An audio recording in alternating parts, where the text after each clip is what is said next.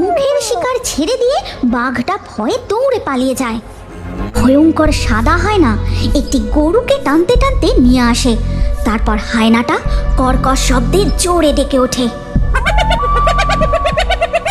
চল কপিলা, আজ তোকে নিয়ে সুন্দরবনের জঙ্গলের ভিতরে যাই।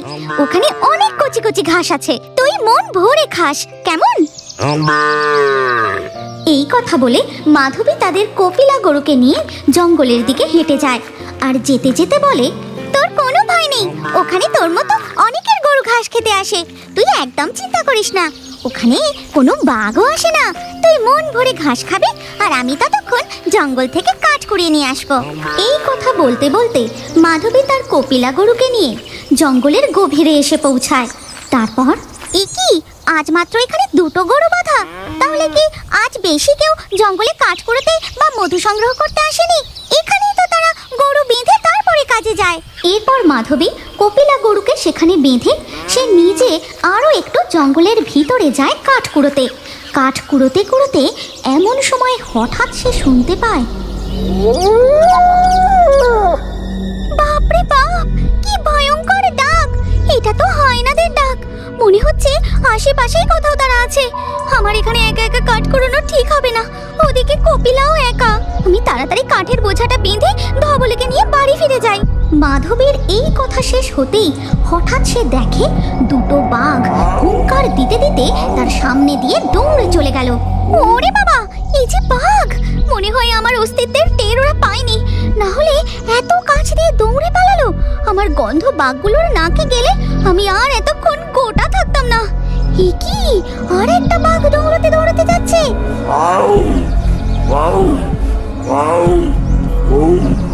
ওদিকে দেখা যায় মাধবী যেখানে তার কপিলাকে বেঁধে এসেছিল সেখানে একটা বাঘ গরু শিকার করার জন্য বাঁধা ওই তিনটে গরুর দিকে ধীরে ধীরে এগোচ্ছে।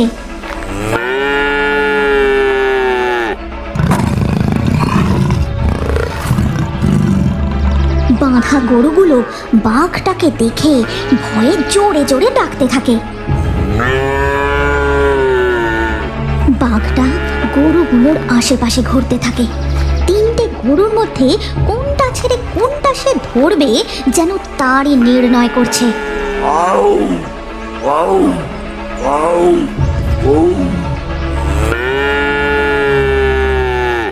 এরপর বাঘটা ঝাঁপিয়ে কপিলা গরুর পা কামড়ে ধরে। ঠিক তখনই সেখানে আসে এক দানব আকৃতির সাদা হায়না।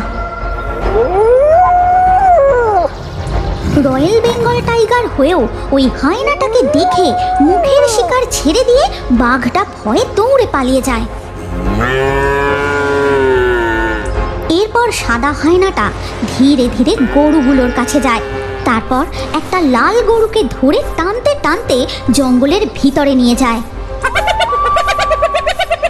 আমার কাঠ কুড়োনো শেষ, কাঠের বোঝাটাও বাঁধা হয়ে গেছে। যাই, এবার কপিলাকে নিয়ে তাড়াতাড়ি বাড়ি ফিরে যাই। এই কথা বলে মাধবী তার কপিলা গরুর কাছে যেতেই সে চমকে ওঠে। মাথা থেকে কাঠের বোঝা পড়ে যায়। কি রে কপিলা, তোর পায়ে কি হয়েছে? আর একটি গরুই বা কোথায় গেল? বুঝেছি, এখানে নিশ্চয়ই বাঘ এসেছিল। চল কপিলা, এখানে আর এক মুহূর্ত থাকা ঠিক হবে না। কিন্তু এই অবস্থায় এই গরুটাকে এখানে একা রেখে যাওয়াটাও তো ঠিক হবে না। এটা কার গরু? একে এখানে রেখে গেলে যে একেও বাঘে নিয়ে যাবে। মাধবী ওই গরুটারও দড়ি খুলে দেয়। তারপর কপিলাকে ও ওই গরুটাকে নিয়ে তার বাড়ি ফিরে আসে। তখন মাধবীর স্বামীও মাছের হাঁড়ি ও জাল নিয়ে বাড়ি ফিরে আসে। কি গো মাধবী, এটা আবার কাদের গরু বাড়ি নিয়ে এসেছো গো? কি কপিলার পায়ে যে কামড়ের দাগ, কি হয়েছিল গো কপিলার? আমি আজ ওকে নিয়ে জঙ্গলে কাঠ কুড়োতে গিয়েছিলাম, যেখানে সবাই গরু বাঁধে সেখানে কপিলাকে বেঁধে। মাধবী তার স্বামী গৌতমকে জঙ্গলের পুরো ঘটনাটা খুলে বলে। সবকিছু শুনে গৌতম বলে, গিন্নি, আজ তোমার ভাগ্য খুব ভালো ছিল গো, না হলে আজ তুমি, কপিলা, এই গরু কেউই প্রাণে বেঁচে ফিরে আসতে পারতে না গো। তুমি জানো না সুন্দরবনের জঙ্গলে কার উৎপাত বেড়েছে? জঙ্গলে আবার কিসের উৎপাত শুরু হলো গো? কোনো ডাকাত দল নাকি? তবে বলি শোনো গিন্নি, আজ আমি গিয়েছিলাম কালিন্দির খাঁড়িতে মাছ ধরতে।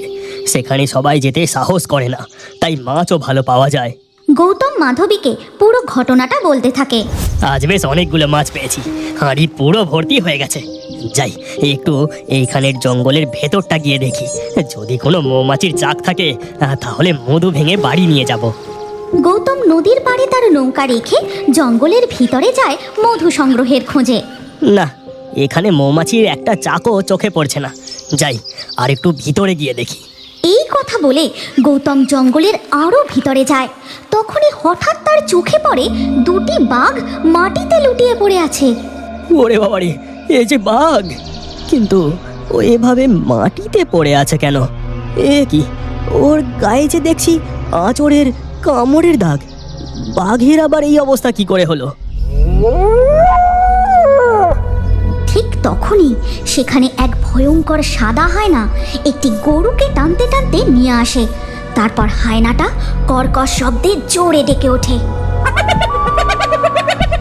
হে ভগবান, এই যে সাদা হায়না, তার মানে এই হায়নায় এই দুটো বাঘের এই অবস্থা করেছে। এবার আমি কি করি? এক্ষুনি আমাকে এখান থেকে পালাতে হবে। এই বলে গৌতম গাছের আড়াল থেকে পিছু হাঁটতেই মারায় কিছু শুকনো পাতা, আর সাথে সাথেই হায়নাটা তাকে দেখে ফেলে।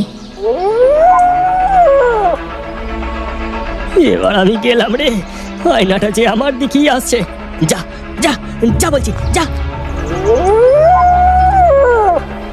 কি করি, প্রাণে বাঁচতে গেলে কিছু একটা করতেই হবে। হয়তো পেয়েছি, হয়তো গাছের ডালে মৌমাছির চাক। মুহূর্তের মধ্যেই গৌতম একটা পাথর তুলে নিয়ে সোজা ছুড়ে দেয় মৌমাছির চাকে, আর মৌমাছিগুলো উড়ে সাদা হায়নাটাকে ঘিরে ধরে। তারপর কি হলো গো? তারপর আমি নৌকা নিয়ে সোজা পৌঁছাই ফরেস্ট অফিসারদের কাছে। সেখানে সাদা হায়নার কথা জানিয়ে কোনো রকম প্রাণ হাতে নিয়ে বাড়ি ফিরে এসেছি গিন্নি। বনু বিবি খুব রক্ষা করেছেন গো। চলো ঘরে চলো। এরপর ধীরে ধীরে রাত হয়ে যায়। গভীর রাতের জ্যোৎস্না আলোয় দেখা যায় ওই সাদা হায়না মাধবীর স্বামীর গন্ধ শুঁকতে শুঁকতে তাদের বাড়ির কাছে চলে এসেছে। তখন কপিলা গরু হায়নাটাকে দেখে জোরে জোরে ডাকতে থাকে।